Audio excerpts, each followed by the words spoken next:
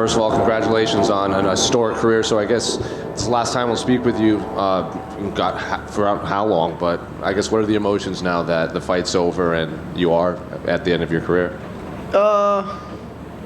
Hasn't really settled in. I mean, I'm just kind of like trying to take it all in and just thanking everyone around me for helping me get to where I am today. Is there any sense of relief that, like, obviously you were focused on the fight, but all the talk leading up was like retirement, what are you going to do next, what are you going to do next? And now the fight's over and you can just finally let everything just kind of settle in your mind and everything? Yeah, I don't know, because I've never been in this position before. I mean, it's the unknown to me, so it's definitely weird, and I'll figure it out.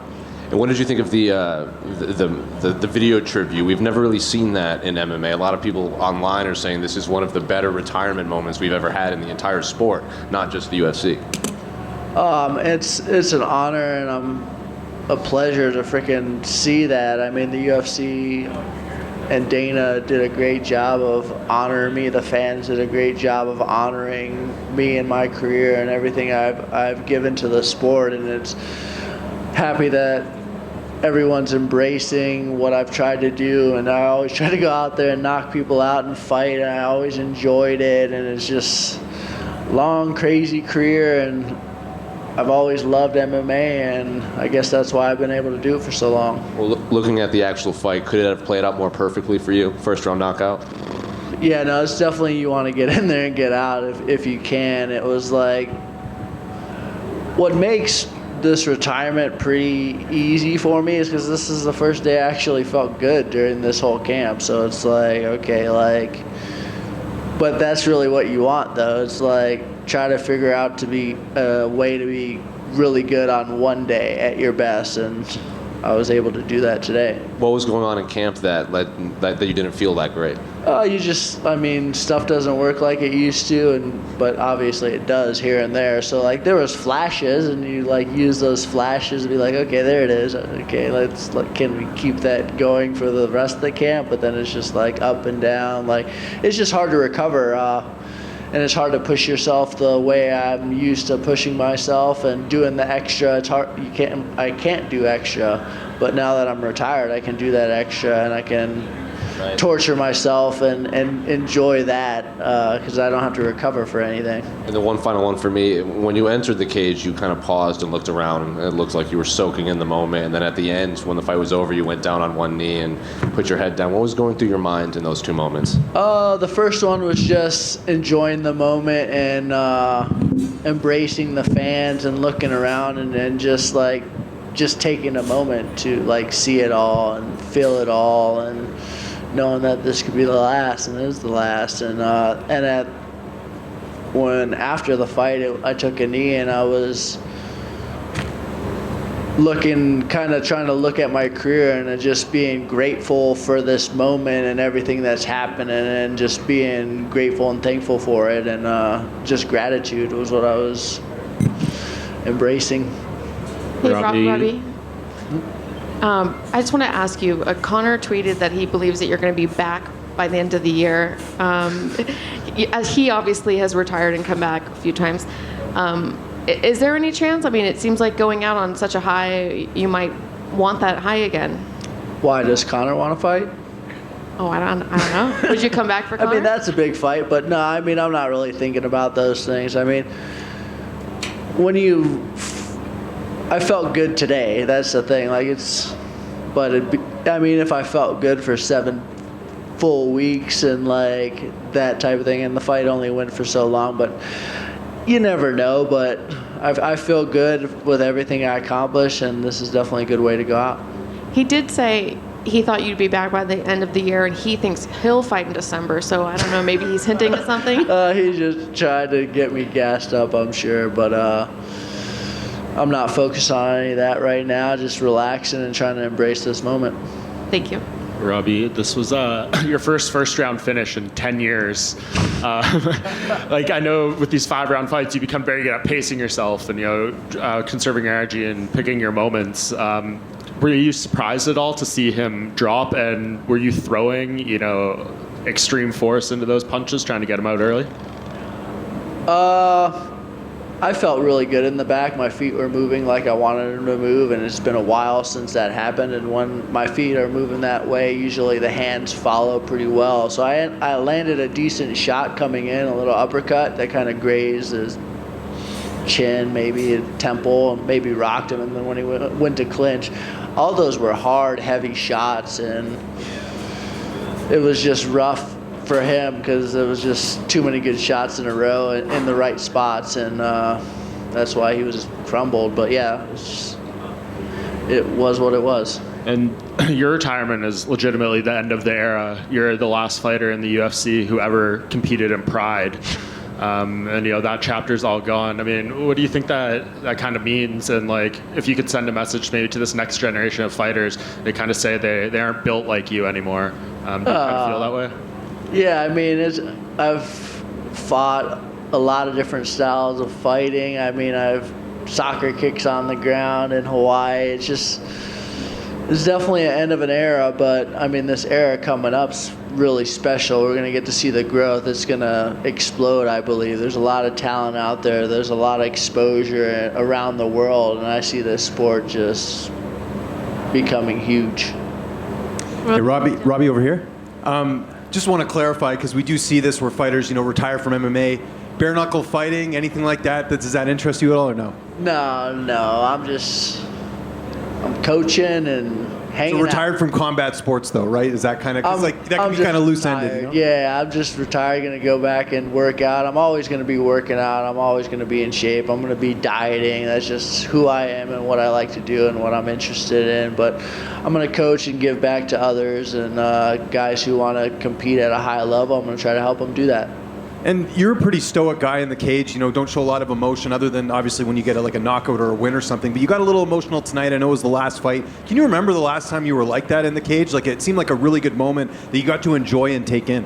Yeah, because when you're trying to move forward and focus on like how to get better for the next one and those types of things, you don't really allow yourself to, or at least I never allowed myself to like totally enjoy a moment. So it was just like after the fight, it was just gratitude for that kid who came in here in 2000, started fighting and training, just having a crazy little attitude. I'm just really appreciate that kid who got here today. Yeah, and just last one for me. How much easier is it on that decision to retire, just with the way things went tonight? Like, maybe you'd won a decision, or maybe it didn't go your way. I mean, it couldn't have gone any better, I think, getting a first-round finish. So it must make that decision so much easier for you. Yeah, I mean, it is what it is. I made the decision before I had the fight, so it was just like definitely a nice way to go out. It was nice to get the support from the fans and the UFC and all the media and everyone at the UFC really treated me well, and I'm honored to be on this platform competing at a high level. Robbie, back here. This one right here. This one right here in the back. Robbie, I mean, obviously been a fighter for so long. We all remember, how young you were getting in here. Monday morning, you wake up, you're not going to have a fight or look forward to a fight for a while. Have you thought about what that's going to feel like for you? Just like, hey, now it's officially the rest of my life. No, really haven't thought about it. It's the unknown for me. It's at first it was kind of scary, but now I'm just kind of like, whatever. What could be worse than going on and freaking fight, right? So like, I'm good. Robbie, just down here. For the whole run up to this weekend, there was a lot of talk, obviously, about the retirement. The Hall of Fame as well. Was it hard for you to not be emotional in the run up to this fight, especially with the press conference? A lot of people had, some great things to say about you. Was it hard to keep that composure at all? It was harder. I had an issue when someone asked a question one time, but usually I'm pretty good at like not allowing myself to take praise. It's weird. It's like it's easier to stay level-headed and focus on a task at hand. So I never really allowed myself to embrace praise my whole career, just because it's like you never know where you're gonna get. So if you don't accept praise, it's easier to stay focused and stay level-headed. So it's definitely it was hard for me to I wouldn't say hard. It was just different for me to embrace that because I've never done it before. Did it kind of come out, when they were playing the highlights to you in the octagon? Did it come out there? Is that when it showed? Yeah, and how the crowd was. The crowd definitely appreciated what I've done for this sport, and I felt it today, and I felt it all week, and that's really what it's all about. It's touching lives and touching individuals, and it's nice that all these fans giving back to me, and it's an honor. And they showed some great highlights of your career. Is there one memory that sticks out for you? Not really. It's kind of crazy to go back and what am I missing? But Robert Whittaker just got stopped. Oh shit. Yeah, it's just hard for me to go back and just pick one moment because it's just been a long, storied career with lots of moments, lots of big moments, lots of ups and downs, and it was a grind, and I enjoyed all of it. Thank you. Robbie back here. As human beings, it's really hard for us to kind of take a moment and smell the roses. Do you feel like your career went really, really fast, or no, in that moment when you said you had gratitude, did it kind of just feel right? Yeah, it felt right. It felt like all of a sudden just man, it's a lot. That's why I don't focus on it, because it's 23 plus years of just grinding and trying to fight at the highest level and trying to stay focused on bettering myself and staying healthy and eating right and just sharpening my skills and figuring out a way to get the job done day in and day out. So it's just having gratitude for everything that I accomplished, the fans, how they're treating me, how the UFC's treating me, how the sport's treated me this whole time, and definitely appreciate all of it. And my last one, you mentioned your coaching, that you're going to get into coaching as well. Obviously, Glover Teixeira, Uriah Faber have also done that. As soon as they kind of retired, they went right into it. Is that something you're really looking forward to being a part of now in the next chapter of your life? Yeah, I've been doing that for a while. That's kind of what you do. When I first started fighting, everyone that I trained with, they were helping me as they were fighting. It was all right, how can we sharpen this kid's skills? So now I'll just take a little different role, just kind of definitely helping. But yeah, so many people help me, so why wouldn't I give back to these fighters who want to accomplish things? And I feel like that's what this sport's all about. That's how this sport's going to continue to grow, touching lives and helping individuals fulfill their dreams.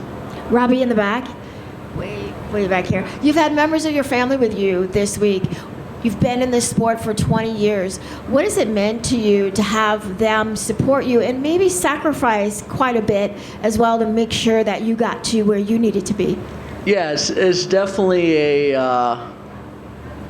it's different, to train and fight at a high level, because it's selfish. It's selfish. I'm focused on myself. I'm worried about what I'm eating, not what my wife's eating, not what my son's eating, what I'm eating. So it's definitely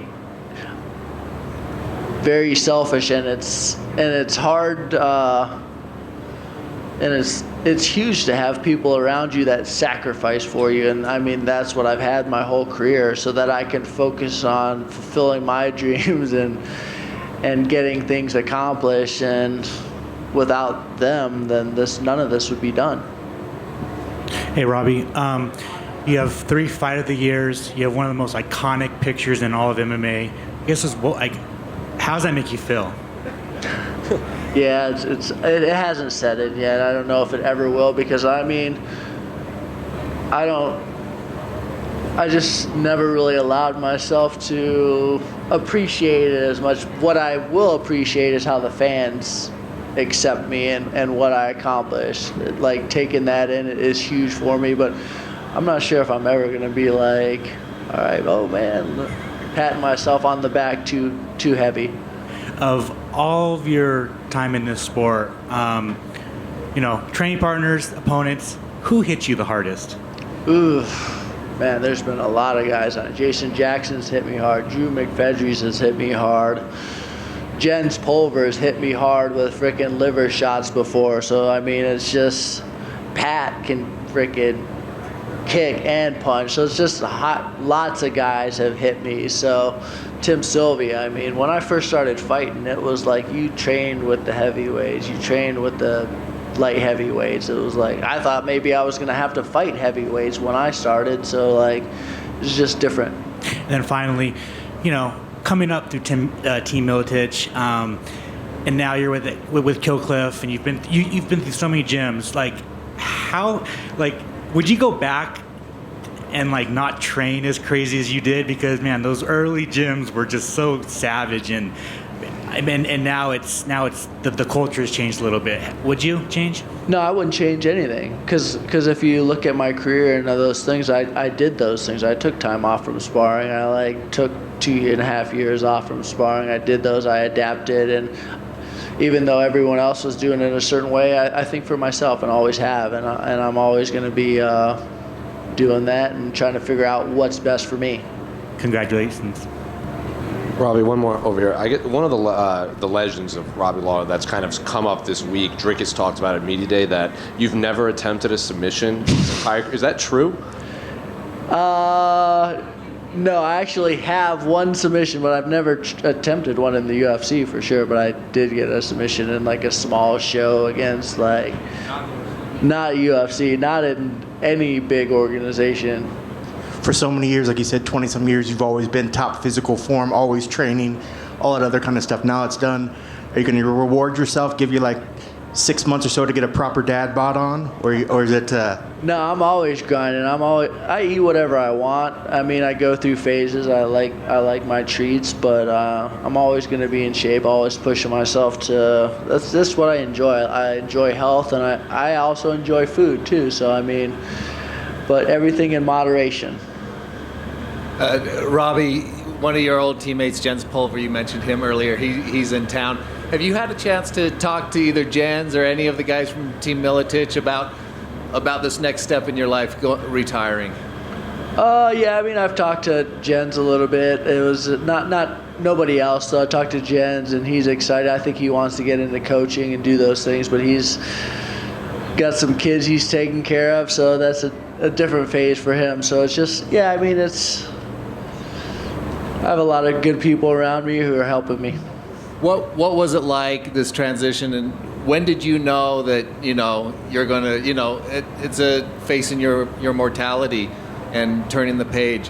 When did you know that it's time to retire? When did you find that? I don't know, just over time you just kind of like realize like things just.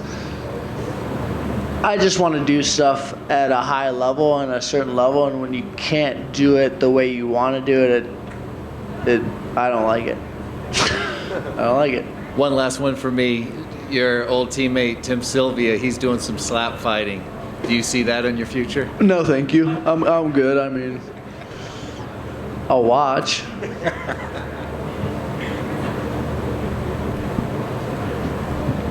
Thanks, Robbie.